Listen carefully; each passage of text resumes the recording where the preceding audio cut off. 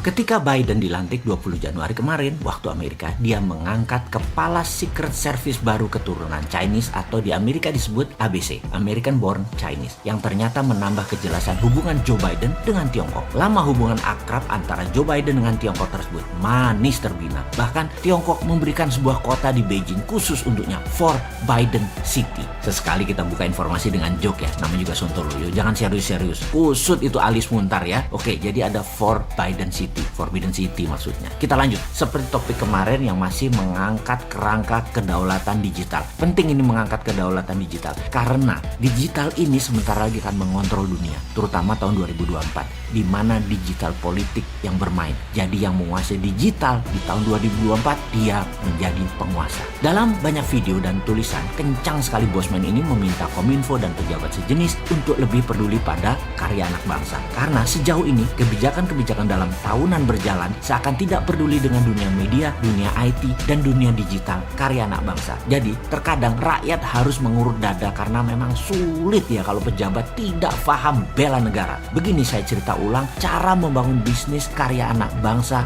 versi Mardigonomic. Kekuatannya ada di swasta. Lupakan membangun ala Tiongkok yang menggunakan kekuatan BUMN. BUMN Tiongkok itu yang punya PKC, Partai Komunis Cina, bukan negara Cina yang punya BUMN. Jadi mudah ngelolanya. Kalau sekarang yang punya negara rumit sekali.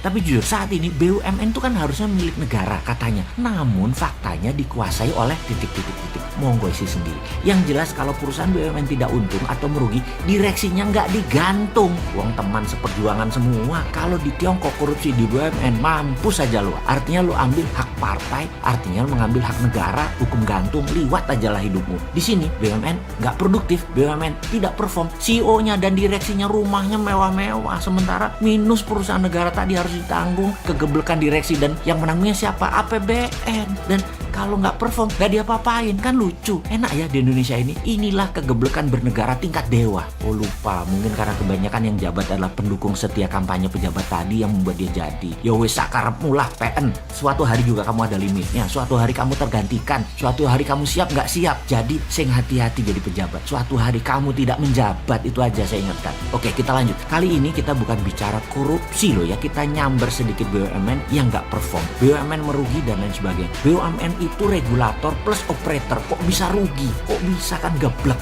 Makanya kalau lu di swasta sudah ditolol-tololin sama pemegang saham, sudah dipecat dan dipermalukan. Kalau di BUMN dimaki-maki rakyat, dibilang rakyatnya anti pemerintah. Wih enak bener jadi pejabat, dilindungi buzzer, penggiring opini. Ya wis, bahagialah hidupmu sekarang. Mau bukti lagi kalau BUMN banyak yang rugi? Banyaklah di media mainstream. Lalu cek di Wikipedia apa saja bisnis mereka. Lalu lihat daftar nama direksinya dan lihat juga apa yang mereka kerjakan di BUMN tersebut. Tidak ada, hanya sapi perah buat mengumpulkan kekayaan pribadi dan kelompoknya. Jangan-jangan kelompoknya yang menggunakan fasilitas negara. Kalimat terakhir saya ini asli provokator. Maaf ya, saya berbicara berdasarkan kekesalan pribadi atas kinerja banyaknya BUMN yang merugi. Sekali lagi, sempatkan cek di mbah Google, di Wikipedia perusahaan tadi plus anak cucunya BUMN yang induk.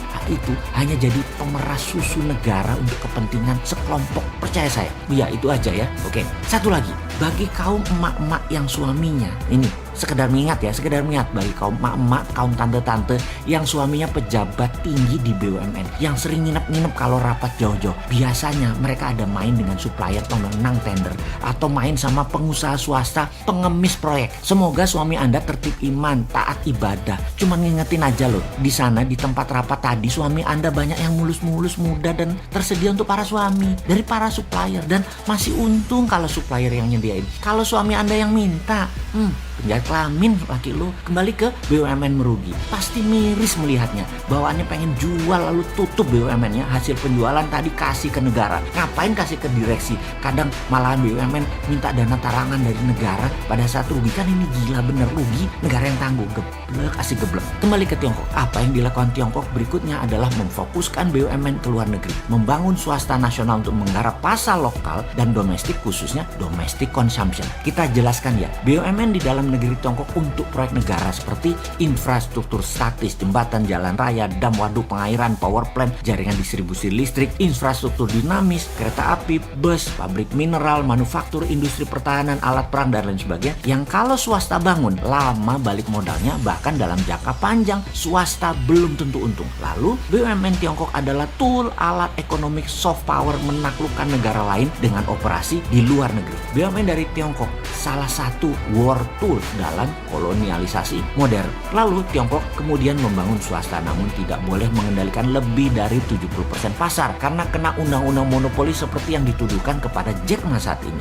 Untuk membangun swasta bukan saja fasilitas yang diberikan oleh negara, tetapi melindungi mereka, protek mereka dari serangan swasta asing atau negara asing yang masuk ke Tiongkok mengambil pasar Tiongkok. FDI atau Foreign Direct Investment di Tiongkok produknya harus 100% ekspor keluar dari Tiongkok. Beda dengan negara yang tidak berdaulat seperti negara tetangga kita. FDI masuk produknya terbanyak untuk kebutuhan lokal, mengambil pasar lokal, berkompetisi dengan UKM lokal. Jadi rakyat di negara tidak berdaulat, BUMN yang memakan UKM dan pasar rakyatnya sendiri. Itu ada di negara tetangga contohnya. Ditambah asing masuknya dipermudah untuk menggarap pasar rakyatnya sendiri. Nah, itu hebatnya negara tetangga tadi. Bagaimana cara melindungi swasta di Tiongkok sekarang? Perlu anak bangsa dilindungi dari predator besar asing sampai menjadi dewasa dan besar. Misalnya Ren-Ren dilindungi, Facebook tidak boleh masuk Cina sampai Ren-Ren menguasai 60% pasar Cina. Didi Sucing transportasi menguasai 60% pasar Cina. Baidu menguasai 60% pasar Cina, baru Google boleh masuk. Indonesia kalau mau maju, aplikasi anak bangsa lindungi. Kalau nggak dilindungi,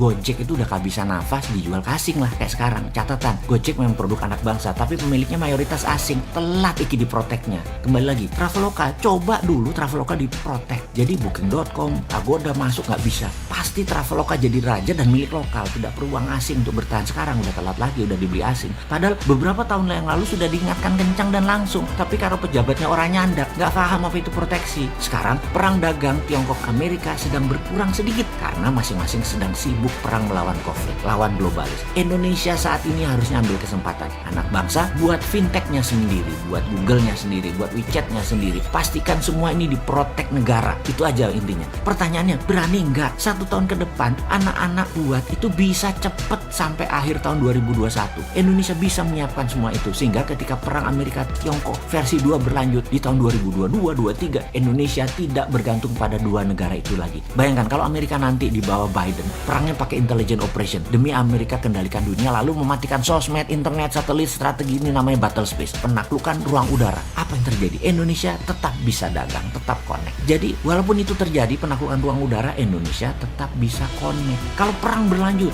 4G-nya sama Cina dimatikan, 5G-nya Amerika dimatikan, masa Indonesia masuk jadi fair state karena nggak ngerti mengantisipasi ini semua, Indonesia jadi negara gagal? Jangan, kita harus punya milik sendiri, tidak pakai asing. Telekomunikasi itu proyek strategis negara, coba lebih diperhatikan wahai pejabat. Karena masalah ini semua, maka sekarang kita ingin bangun swasta, dukung dengan fasilitas. Maaf nih ya, yang tadi pakai bahasa geblek, abisan pakai bahasa sopan nggak ngeh juga sih. Jadi ya saya pilih pakai bahasa geblek-geblek biar tersinggung, biar tambah kepanasan, supaya langsung gerak, supaya langsung action. Tapi apa nggak juga ya, dasar lu ah.